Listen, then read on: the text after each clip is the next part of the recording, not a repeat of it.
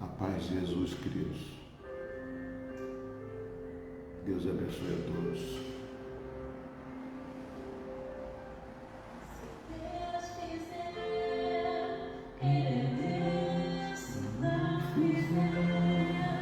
Ele é Deus, se a porta abrir. Ele é Deus, mas se fechar, continua sendo Deus, como está vindo.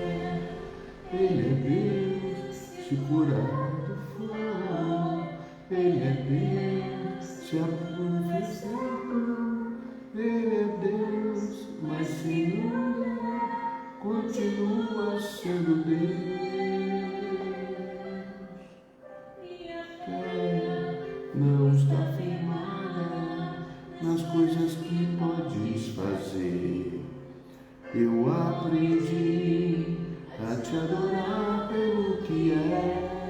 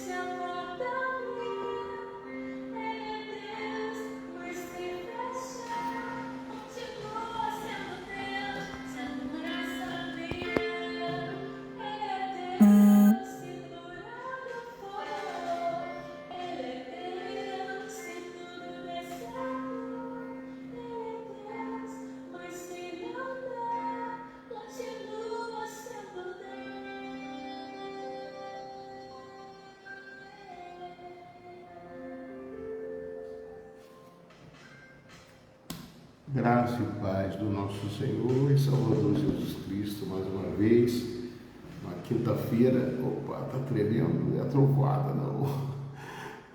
Porque hoje ameaçou um temporal aqui, que coisa, muitos raios caíram no céu, mas não é nada disso, não. É que eu estou numa mesa aqui diferente, aqui ela está balançando bastante, eu não posso encostar nela. Mas as coisas são assim, né? Quando a gente muda, a gente vê que tem coisas que são diferentes, mas a diferença, ela nos aproxima também. As diferenças nos traz curiosidades, né? Coisas que são diferentes, ela faz com que nós queremos saber por que são diferentes, né? E o nosso Deus, ele é um Deus maravilhoso e um Deus que faz tantas coisas diferentes. A palavra de Deus, ela é um recheio, é algo que tem assim de mais maravilhoso. De Gênesis a Apocalipse nós temos histórias aqui que são tremendas. Deus, eu acho que ele deu um cardápio que não tem limite. O cardápio que Deus deixou para nós é muito gostoso. Por isso que a palavra de Deus era chamada de alimento, porque é uma coisa maravilhosa. Cada pedacinho dela, você vai estudar Gênesis, o início, né, de tudo, o Espírito Santo pairando sobre as águas, né?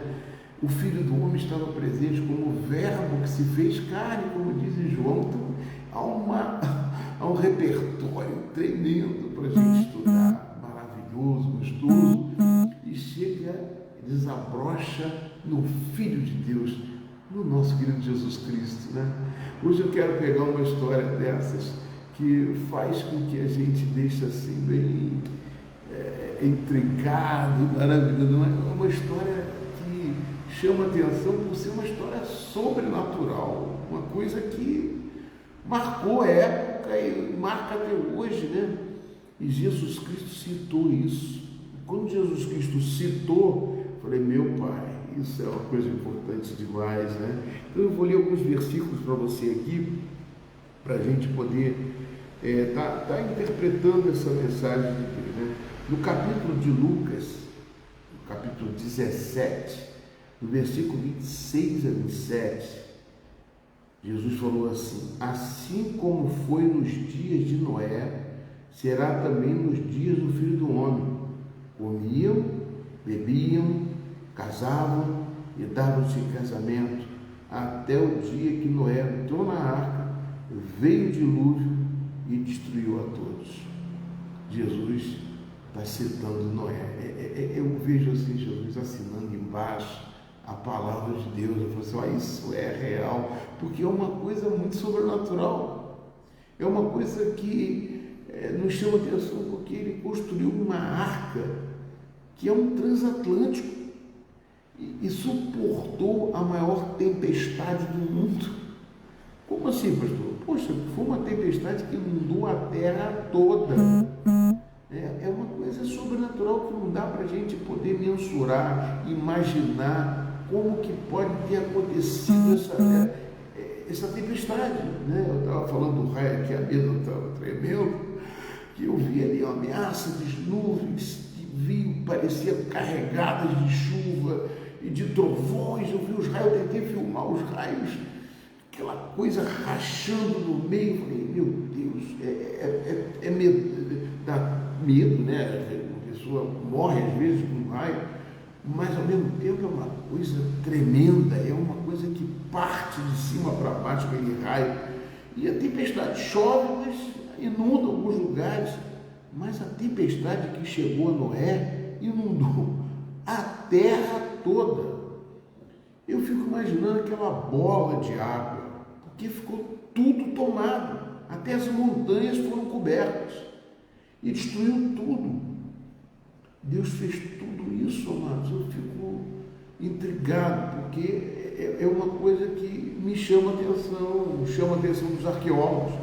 Até hoje há uma investigação sobre aonde está essa arca. Está no Monte Ararat. Acharam pedaços, concluíram que concluíram. Então fica uma coisa que Deus, lá de cima, ele fica: meu Deus, minha criação. Ele se distrai com essas coisas, mas o mais importante é que eu estou apontando para a salvação de uma família que reconheceu que Deus era o Senhor e entraram dentro de uma igreja chamada Arca de Noé.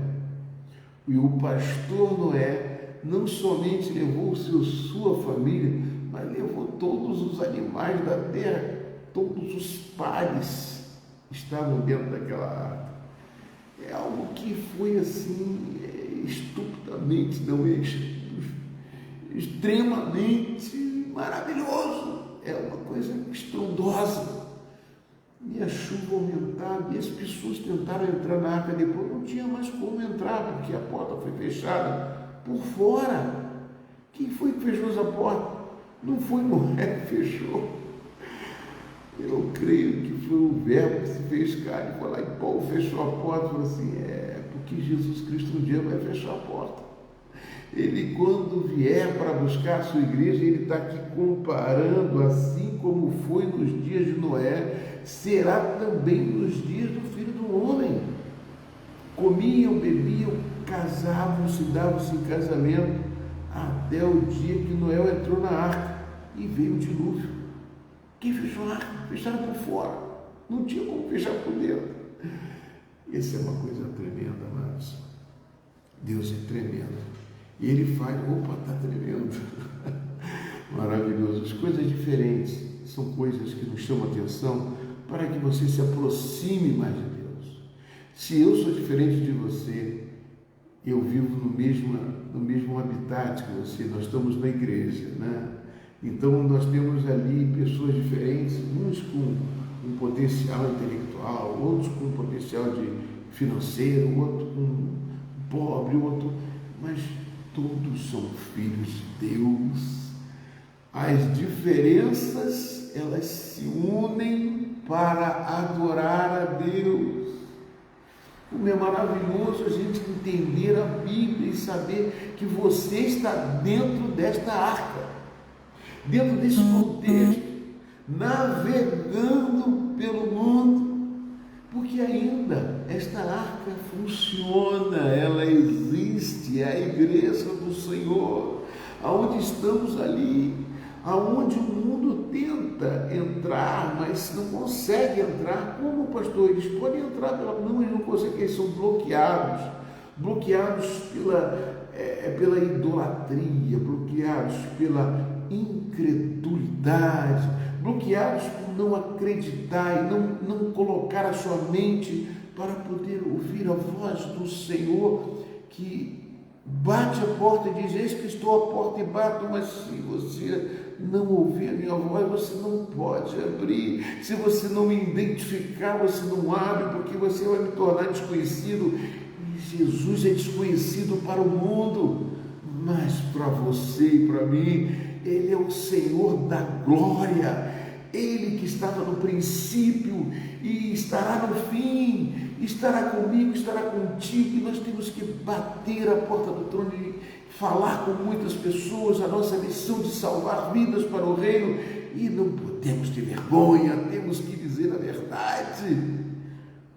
Se você ama Cristo, conhece aquele louvor? Sim, eu amo a Cristo, sim, eu amo a Cristo, porque Ele morreu por mim.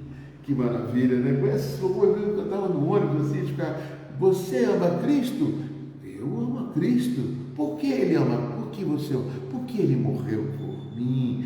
Ele ressuscitou, está à direita de Deus, mas também deixou o seu Espírito para habitar em você e em mim. Amados, agora voltando à história de Arca de Noé. Foi uma... Opa, está tremendo de novo. A Arca de Noé foi uma coisa sobrenatural. Eu vou ler outro texto aqui com vocês, que também está em Hebreus, capítulo 11, versículo 7, que diz assim: pela fé, Noé divinamente instruído. Foi instruído divinamente por Deus, a respeito dos acontecimentos que ainda não se via. Ou seja, Noé não tinha visto nada, Noé estava ali, mas não sabia, só ouviu a voz do Senhor. Divinamente instruído a respeito dos acontecimentos que ainda não se viam, sendo temente a Deus. Noé era temente a Deus. Isso é o princípio da, fala aí todo mundo, sabedoria. Amém. O princípio da sabedoria é o temor do Senhor. Quando você teme a Deus, você o recebe. Você teme significa que você crê que Ele existe e que é galardoador. É doador de galardão, doador de vitória, doador de esperança. Eu tenho falado sempre disso, de esperança. Aquilo que vem à tua memória, quero trazer à memória aquilo que me traz esperança. Lamentações 3:21. Isso é importantíssimo. Quando você tem o temor do Senhor, amados, isto abre uma brecha para Deus entrar em você, porque você teme a Deus, é porque você o crê. Quando você teme alguma coisa, você crê. Quando você teme fantasma, você acredita em fantasma. Se você crê, você está dizendo: eu creio. Então, Deus te dá a oportunidade de entrar e falar contigo. Eu lembro de uma vez que eu falei com uma irmã assim: olha só, o que eu estou falando aqui, se você não crê o que eu estou falando, vai no seu quarto, debruça lá no joelho e fala: Deus, o que aquele pastor falou é verdade? E ela viu que as bruxinhas que estavam em volta da cama dela caiu no chão e quebrou. Ela ficou assustada: quem foi que empurrou? Não entrou vento nenhum, não saiu nada. Ela foi me procurar desesperada, com temor de Deus, que ela não estava acreditando. E ela passou a acreditar, e hoje ela é crente, cristã, evangélica, mais importante, cristã. Então isso é importante para que nós possamos estar vinculando isso, o temor, pela fé não é devidamente instruído a respeito do acontecimento que ainda não via, ainda estava vendo, porque a fé é aquilo que você não vê, mas tem convicção que sabe e existe, porque o Espírito de Deus habita em nós. Ele aconteceu, temente a Deus, Noé era temente a Deus, construiu uma arca em cima daquilo que ouviu, construiu uma arca para a salvação de sua família, e assim ele condenou o mundo e se tornou herdeiro da justiça que vem pela fé. Amém, queridos? É tremendo, é maravilhoso a história de Noé, a verdade de Deus através de Noé, a fé de Noé que construiu algo que não estava vendo, mas eu vou construir. A gente vive pela fé, a gente não vê, mas crê. Você não vive pelo que vê, você vive pelo que crê. E Deus está aqui e Deus está aí. Deus faz milagres, tanto aqui quanto aí. Ele é o Senhor da vida.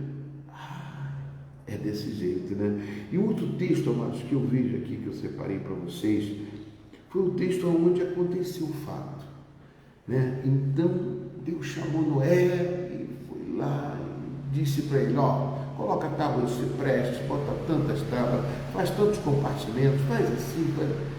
Ele demorou 100 anos para fazer esse transatlântico. Ficou muito tempo. E nesse período todo, mas foi um período de evangelização. Ele evangelizou muita gente. Mas as pessoas caçoavam dele, não acreditavam nele. E aí ele fez a arca, entrou a família e o dia começou a chover, que nunca tinha chovido na terra, e apareceu a chuva. E foi uma tempestade de todos os tempos, porque aquela tempestade inundou a terra toda. E aí, depois disso ficou tudo bem? Não. Noé ficou dentro de uma arca pelo aquilo que ele creu. Mas imagina ficar ali 150 dias dentro de uma arca. Dia após dia, dia após dia. É muito tempo. Os animais lá dentro fazendo, defecando. Imagina o mau cheiro. Imagina sua família falando, Noé, você tem certeza do que você viu? Tem umas perguntas que eu fiz aqui para Noé. Noé ficou na arca 129 dias, né? 150 eu estou aumentando aqui por uns cálculos que são feitos aí, que aumenta um pouco mais. Perguntas. Será que ele ouviu mesmo a Deus ou ele estava inventando? Imagina só, eu acho que será que eu ouvi a Deus mesmo? Será que... Mas choveu, inundou e nós estamos aqui. Não. Então tem lógica, Deus mandou a chuva. Tá. Que trabalho está dando esses bichos todos? Deus, eu não imaginava que ia dar tanto trabalho assim, esses bichos todos aqui dentro, junto com a gente. E que mau cheiro, hein? Meu Deus do céu, tudo aquilo lá. Apesar de ter sido feita por Deus, tudo aquilo, mas com certeza, amados, quando nós estamos no mundo, eu pergunto para você, às vezes não pergunta, será que eu ouvi a Deus? Estamos no mundo, e estamos na arca. E outra coisa, que trabalho está dando esses bichos todos? Que bichos são esses? Amados, quantos trabalhos você tem, quantas lutas você tem, quantas dificuldades você tem, estando na arca, estando no mundo. No mundo tereis aflições, falou Jesus, amém? Olha a relação bacana e gostosa, como eu falei, um cardápio saboroso de Jesus Cristo, para a gente poder saber que nós estamos no caminho certo, nós estamos na presença de Deus, nós estamos buscando aquele que redimiu a igreja, redimiu a todos que o creem, amém? Que um dia nós vamos encontrar. Meus filhos estão me perturbando. Como os filhos perturbam. Os filhos de Deus, amado, quantas vezes ficam perturbando, falando coisas, mas não é assim não, eu não estou aguentando mais, é tanta luta, é tanta dificuldade, e um pensa de uma forma, tem que ser assim, tem que ser assado, é uma coisa difícil de encontrar um caminho, encontrar um norte. Mas estamos juntos, somos diferentes, para andarmos juntos e não criticarmos uns aos outros. E como foi dito na pregação de hoje, tomar cuidado para a gente não pisar nos ossos secos, porque vão se formar um exército. Que maravilha, né? Que palavra abençoada. né? Temos que tomar cuidado para não pisar os ossos secos. Romanos capítulo 14, aquele que come legume não julga o que não come, aquele que come carne não julga o que come legume, aquele que come tudo não julga o que não come. Todos nós somos diferentes, mas a diferença nos une pelo sangue de Jesus. Amém, queridos? Mais uma coisa interessante, né? Não tenho para onde eu ir. Ué, como é que eu vou sair da água? Eu vou para onde? Não tem como fugir daqui. Não tem como sair da presença de Deus. Romanos capítulo 8 fala sobre isso, não é isso, menos? Que nós não podemos, nada pode se separar do amor de Deus, nem principado, nem potestade, nem tribulação, nem doenças, nada vai separar você do amor de Deus, que está em Cristo Jesus. Só maravilha de Deus, é cardápio gostoso, maravilha. E como eu aceito Jesus, não tem volta, é só seguir a Jesus e ficar na arca o tempo todo. Agora, tem um texto aqui, amados, nesse texto aqui que eu quero ler para você. Então Deus se lembrou de Noé e de todos os animais selvagens e de todos os animais domésticos que estavam com ele na arca. Deus fez soprar, está em Gênesis 8, de 1 a 12. Deus fez soprar um vento sobre a terra e as águas começaram a baixar. Fecharam-se as fontes do abismo e também as comportas dos céus, e a chuva do céu se deteve, e as águas iam escoando continuamente da face da terra. Meu Deus, a água começou a escoar, começou a baixar o nível das águas. Deus começou a dar uma ordem às águas para elas baixarem. E Noé ali dentro daquela arca já há muito tempo, mais de 100 dias, esperando aquele momento. E ao fim de 150 dias, as águas tinham baixado. No dia 17 do 7º mês, a arca repousou sobre as montanhas do Ararat. E as águas continuaram a baixar até o 10º mês. E no primeiro dia desse mês apareceram os picos das montanhas. Que maravilha! Imagina ele começando aquilo.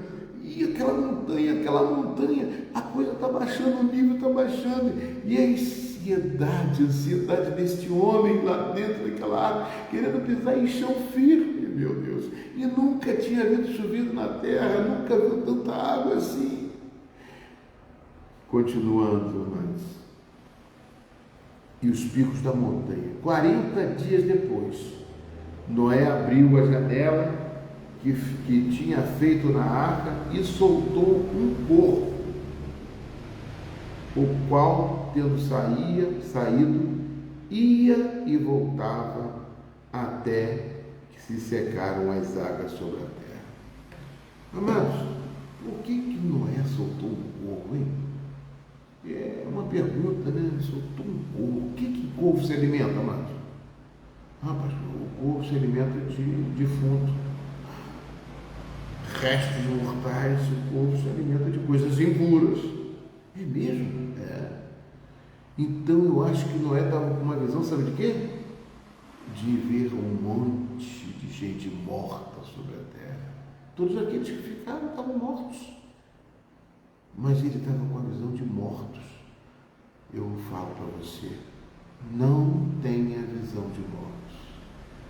Jesus, quando chegou no túmulo de Lázaro, ele não viu Lázaro morto, ele viu Lázaro vivo. Tanto que ele não pediu para ressuscitar, ele falou: Lázaro, vem para fora. E Lázaro veio para fora. Então Lázaro estava vivo. Pastor, mas Lázaro já estava vivo desde a hora que Jesus falou: esta morte é para a glória de Deus.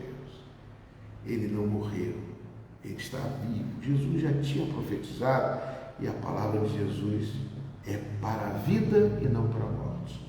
Então, quando ele solta, a visão dele era de morte. Ele estava querendo ver mortos. Soltou o corvo ia e voltava, ia e voltava, ia e voltava. Mas aí, de repente, houve uma transformação na visão de Noé.